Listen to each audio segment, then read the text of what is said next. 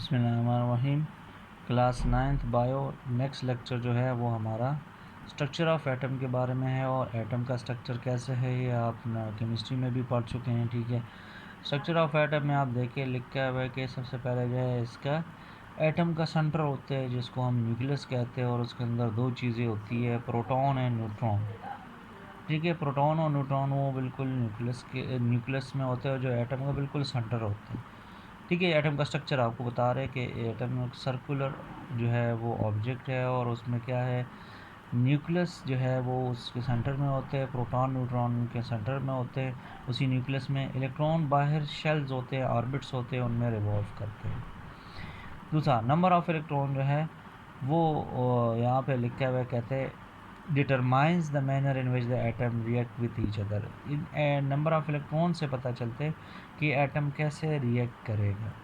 ठीक है, तो न्यूक्लियस में प्रोटॉन और न्यूट्रॉन है, बाहर इलेक्ट्रॉन है, और इलेक्ट्रॉन्स जितने होंगे उस हिसाब से उस एटम की रिएक्टिविटी होगी, उस हिसाब से वो एटम रिएक्ट करेगा बाकी एटम्स के साथ। तो मीन्स जो रिएक्टिव पार्ट है एटम का वो है इलेक्ट्रॉन।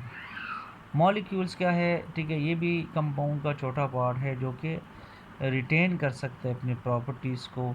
ठीक है, और that retain the properties of compound. ठीक है, ज़्यादा डिटेल इसकी नहीं है, सिर्फ ये कि स्मॉलेस्ट पार्ट ऑफ कंपाउंड है और ये अपनी प्रॉपर्टी को रिटेन कर सकते हैं। ठीक है, कंपाउंड के अंदर। तो ये आपको उन्होंने दिए स्ट्रक्चर ऑफ एटम के बारे में।